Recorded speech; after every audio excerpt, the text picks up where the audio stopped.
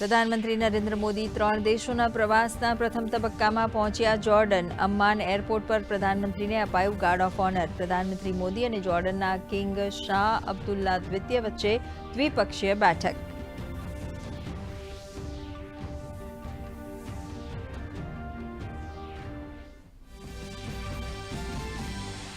નીતિન નબીન બન્યા ભાજપના નવા કાર્યકારી રાષ્ટ્રીય અધ્યક્ષ. દિલ્હી પાર્ટી મુખ્યાલય પર નીતિન નબીનનું કરાયું ભવ્ય સ્વાગત.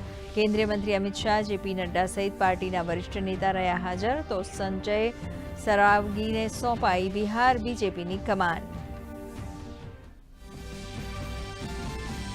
કોંગ્રેસ દ્વારા પ્રધાનમંત્રી નરેન્દ્ર મોદી અંગે બોલાયેલા અપશબ્દો માટે સંસદના બંને ગૃહમાં હોબાળો. જેપી નડ્ડા અને કિરણ રિજિજુએ કહ્યું, માફી માંગે કોંગ્રેસ.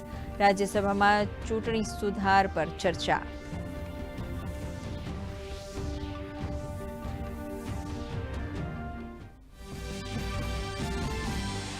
સીએમ ડેશબોર્ડ દ્વારા જીપીઆઈની પહેલ. મુખ્યમંત્રીના અધ્યક્ષ સ્થાને વિવિધ વિભાગોના જીપીઆઈની યોજાઈ સમીક્ષા બેઠક.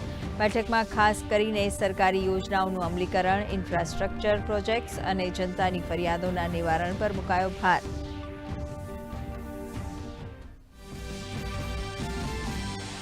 અમદાવાદની 7th ડે સ્કૂલનો વહીવટ રાજ્ય સરકારે લીધો પોતાના હસ્તક. શિક્ષણ વિભાગે સ્કૂલની તપાસ બાદ લેવાયો નિર્ણય. અમદાવાદના ડીઈઓની સ્કૂલના વહીવટદાર તરીકે કરાઈ નિમણૂક.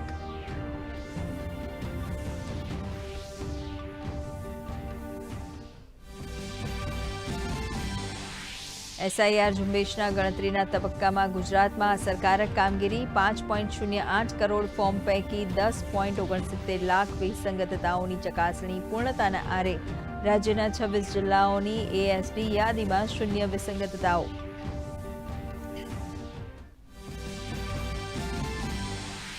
આર્થિક મોરચેથી સારા સમાચાર. નવેમ્બરમાં ભારતની નિકાસ 19.37% વધી 38.13 અરબ અમેરિકી ડોલર સુધી પહોંચી. તો વેપાર ખાધ 5 મહિનાના સૌથી નીચલા સ્તરે.